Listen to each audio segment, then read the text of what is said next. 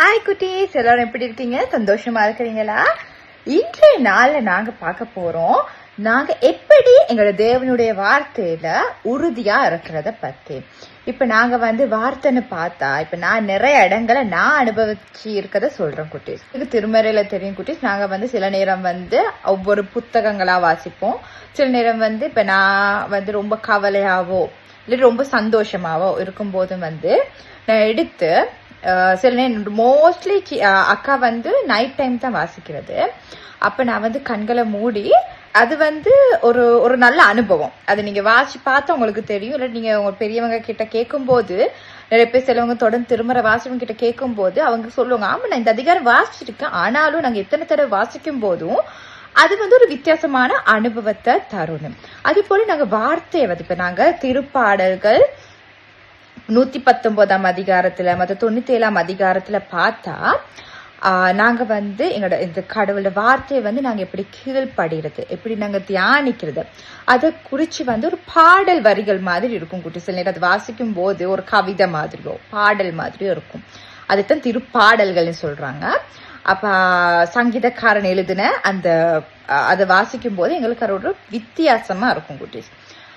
அப்ப நாங்க எங்களோட இந்த திருவார்த்தையை பார்க்கும்போது, நாங்க ஒவ்வொரு நேரத்துக்கு அக்கா சொன்னது போல ஒவ்வொரு நேரத்துக்கு ஒவ்வொரு மாதிரி ஒவ்வொருத்தவங்களுக்கு இருக்கும். ஆனா நாங்க அதை வாசிச்சு தொடர்ந்து வாசிச்சாதான் எங்களுக்கு அது விளங்கும். ஓகேயா? சில நேரம் கதைகள் இருக்கும் எங்களோட வாழ்க்கை. இப்ப சின்ன பிள்ளை நாங்க சண்டே ஸ்கூல்ல பாருங்க, ஒவ்வொரு கதைகள் வாசிக்கிறோம். எல்லாமே எங்க இருந்து நாங்க எங்கேயோ யோசிச்சு நாங்க கற்பனையா சொல்ற கதைகளா இல்ல குட்டீஸ், எங்களோட திருமறையில இருக்கிற கதைகள் தான் ஒன்றுமே.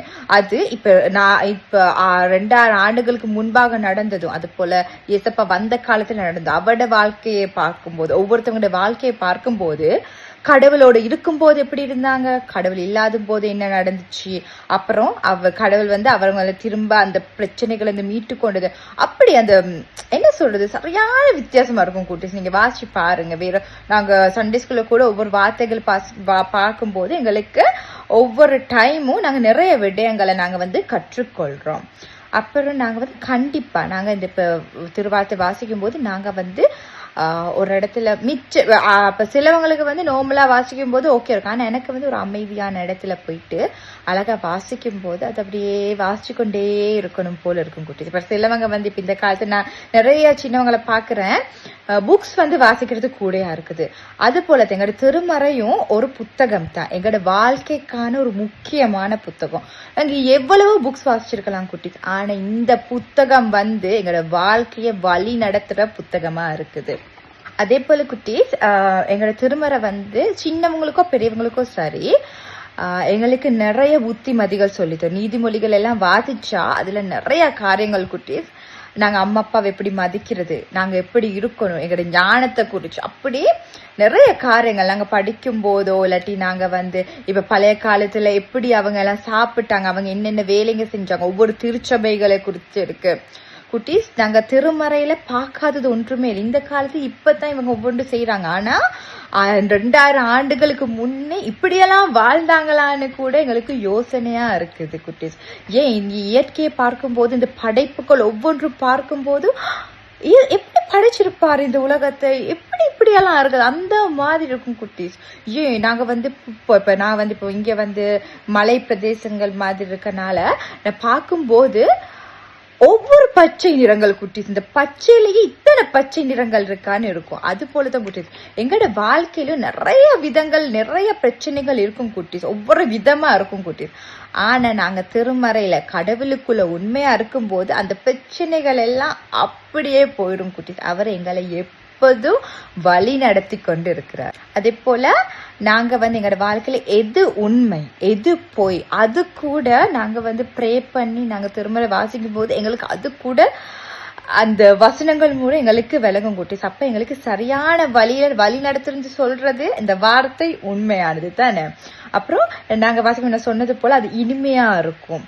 அப்புறம் எங்களோட ரட்சிப்பின், நாங்க பாவத்துல இருந்து எப்படி மீண்டு கொள்றது, நாங்க எல்லாரும் எப்படி நாங்க மன்னிக்கணும், அந்த மன என்ன சொல்றது, எங்களோட மனம் தான் குட்டிஸ் எல்லாமே.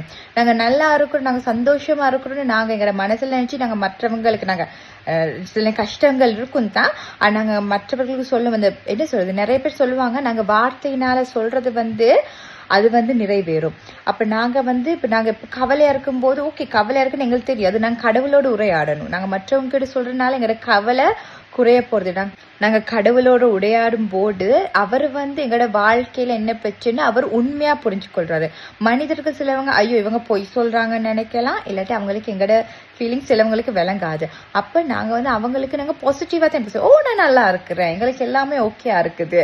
அது போல நாங்க ஜெபம் பண்ணும் போது எங்களோட மனசுல நாங்க நினைக்கிறதோ நாங்க வாயின் வார்த்தையால சொல்றது தான் எங்களோட வாழ்க்கையில நடக்கும். அப்ப நாங்க எப்பயுமே பாசிட்டிவா இருக்கணும், எங்களோட வாழ்க்கையில நெகட்டிவா இருக்கக்கூடாது. ஏன்னா கடவுள் அவர் எங்களோட இருக்கிறாரு. அப்ப நாங்க எப்பயுமே பாசிட்டிவா இருக்கணும். அதே போல குட்டீஸ் எங்களோட அம்மா அப்பாவும் எங்களோட பெரியவங்க வந்து நாங்க தவறு செய்யும் போது எங்களுக்கு வந்து சொல்லுவாங்க, இல்லாட்டி தண்டிப்பாங்க, இல்லாட்டி எங்களை திருத்துவாங்கன்னு சொல்லலாம், எங்களை திருத்துவாங்க. அதே போலதான் இந்த வார்த்தைகளும் கடவுளோட வார்த்தைகள் ஒவ்வொன்றும் எங்களை வழிநடத்தும், எங்களை எப்படி கீழ்ப்படுத்து, எங்களோட வாழ்க்கையில நாங்க எப்படி இருக்கணும். அது போல நாங்க வந்து ஒளி உள்ள எங்களுக்கு தெரியும், நாங்க எப்பயுமே கடவுளை பிள்ளைங்க ஒளி உள்ள பிள்ளைங்களை உப்பு போல நாங்க இருக்கணும், மற்றவர்களுக்கு ஒரு வெளிச்சத்தை கொடுக்கணும் ஒளிய போல. அப்புறம் உப்பு போல பாருங்க, சாப்பாடுல எந்த சாப்பாடுல உப்பு இல்லாம நாங்க சாப்பிடல, எங்களுக்கு கண்டிப்பா வேணும். அது போல நாங்க உப்பு போல இருக்கணும் அப்படின்னு ஒவ்வொரு வார்த்தைகளும் நாங்க கடவுள் பிள்ளைகள் எப்பயுமே நாங்க உறுதியா இருக்கணும், கடவுளுக்குள்ள எப்பயுமே உறுதியா இருக்கணும். என்ன பிரச்சனை வந்தால் நாங்க கடவுளோட நாங்க அவரோட உரையாடலாம். இப்ப நாங்க சொல்லி நான் வந்து எனக்கு சொல்லி கோபமா இருந்தா அக்கா செய்யற வேலை எனக்கு சொல்லி கோபமா இருந்தா நான் வந்து ஐயோ ஏன் சப்பா எனக்கு இப்படி எல்லாம் நடக்குன்னு அவரோட உரையாடுவேன். ஃப்ரெண்ட் போல எங்களுக்கு அவர் எங்களுக்கு அப்பா, எங்களுக்கு ஒரு நண்பர், எங்களுக்கு ஒரு நல்ல ஒரு கதைக்க கூடிய ஒரு நண்பரா இருப்பாரு குட்டி. அது நாங்க எப்பயுமே விலகி கொள்ளணும். ஓகேயா? அது போல இப்ப சீஷர்கள் அவர் 12 சீஷர்கள் எடுத்தா அவங்கள போல எங்களையும் அவரோட பணிக்க அழைக்கிறார். அப்ப நாங்க சின்ன பிள்ளைங்க எங்களால என்ன செய்ய முடியும் நாங்க யோசிக்க கூடாது. நாங்க இந்த வார்த்தைகளை சொல்ற வண்ணம் குட்டிஸ் நாங்க மற்றவர்களோட உரையாடணும். மற்றவர்களுக்கு நாங்க கடவுளை பத்தி நாங்க சும்மா இதையோ பத்தி பேசுறோம், இந்த உலகத்துக்காரையும் எவ்வளவோ பத்தி பேசுறோம். அம்மா குட்டிஸ் நாங்க அது மட்டும் இல்லாம நாங்க மற்றவர்களோட எங்களோட கடவுள்ட எங்களோட வாழ்க்கையில நடந்த அதிசயங்களை நாங்க மற்றவர்கள் சொல்லும் போது இப்படியெல்லாம் நடந்துச்சான்னு யோசிப்பாங்க குட்டிஸ். அக்கா கூட உங்களுக்கு ஒரு அக்கா வந்து இப்ப நான் வந்து நிறைய இடங்கள்ல வந்து நான் சாட்சி சொல்றேன், நான் நம்மள கதைக்கிற நேரம் நான் சாட்சியா சொல்றது குட்டீஸ். அக்கா ரொம்ப சுகமில்லாம இருந்தேன், கிட்டத்தட்ட 1 வருட காலமா நான் மருந்து குடிச்சு கொண்டிருந்தேன். அப்ப எனக்கு ஸ்டார்டிங் வந்து ரொம்ப ரொம்ப கஷ்டம் அந்த மாதிரி சொல்லிட்டாங்க இப்ப கடந்த 1 வருஷமா. அப்ப நான் ப்ரே பண்ணேன், எங்க வீட்டாக்கள் எல்லாம் எனக்கு ப்ரே பண்ணாங்க, ஃபாதர்ஸ் எல்லாம் கால் பண்ணி எனக்கு வந்து ப்ரே பண்ணி விட்டாங்க. எனக்கு நான் வந்து பெட்ல இருந்து எலும்பே இல்லாத வண்ணம் இருந்தேன். அப்ப எல்லாரும் வந்து எனக்கு வந்து இங்க ஹாஸ்பிட்டல்லே எங்களுக்கு சர்ச்சுக்கு கூட்டு போவாங்க சண்டே.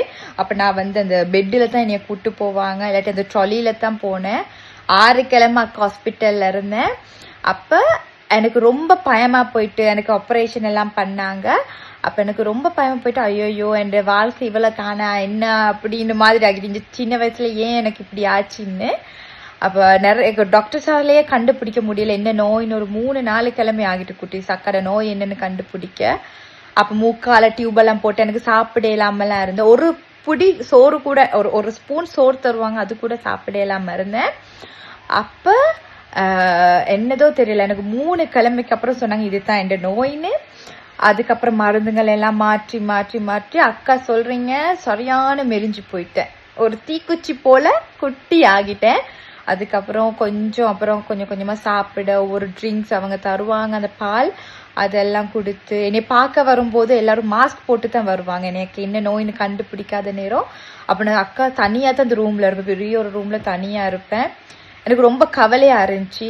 நான் எதுனாலும் நான் வந்து எங்களோட மாமிக்கு சொல்லி நான் பைபிள் எடுத்துட்டு வர சொல்லி நான் பைபிள் எந்த நாளும் வாசிச்சேன். அப்புறம் எனக்காக எல்லாரும் கால் பண்ணி கடவுளோட வார்த்தையை பத்தி சொன்னாங்க, எனக்கு தைரியத்தை தந்தாங்க. நான் அப்பயும் கடவுளை அவரை நான் மறக்கல. ஆனா என்ன சொல்றது, எனக்கு ப்ரே பண்ணவும் ஒண்ணுமே இல்லாம இருந்துச்சு, நான் அப்படியே படுத்த படுக்கையிலே தான் இருந்தேன். ஆனா கடவுள் பெரிய அற்புதம், இந்த 1 வருஷத்துல இந்த எல்லா நோயையும் நீக்கி திரும்ப ஒரு புது பலனை தந்திருக்கேன். எனக்கு சொல்ற நேரமே எனக்கு இப்ப கண்ணீர் வருது குட்டீஸ். அப்படி இருந்தேன் 1 வருஷமா. ஆனா யாருக்குமே நிறைய பேருக்கு தெரியாது. அது ஒரு பெரிய ஒரு அற்புதம் குட்டிஸ். எனக்கு எந்த வாழ்க்கையில நடந்த எனக்கு ஒரு பெரிய அற்புதம். இந்த வாழ்க்கையில தொடர்ந்து ஒவ்வொரு பிரச்சனைகள் வந்தாலும் கடவுள் என்னைய பாக்குறவங்க சொல்றாங்க திரும்ப நான் பேக் டு நார்மல் ஆகிட்டேன்.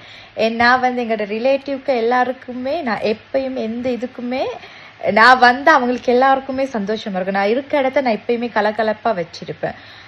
இப்ப நாங்க எல்லாருக்கும் ஒளியா இருக்கும். நான் கடவுளை பத்தியும் மத்தவங்களுக்கு சொல்லுவேன், அவங்களும் புரிஞ்சு கொள்ளுவாங்க. வேற மதமா இருந்தாலுமே அவங்க நாங்க இப்ப என்ன அவங்களோட மதத்தை நாங்க கீழ்படுத்தக்கூடாது. நான் அது எப்பயுமே சொல்லுவேன், மத்தவங்க மதத்தை நாங்க கீழ்படுத்தக்கூடாது குட்டி.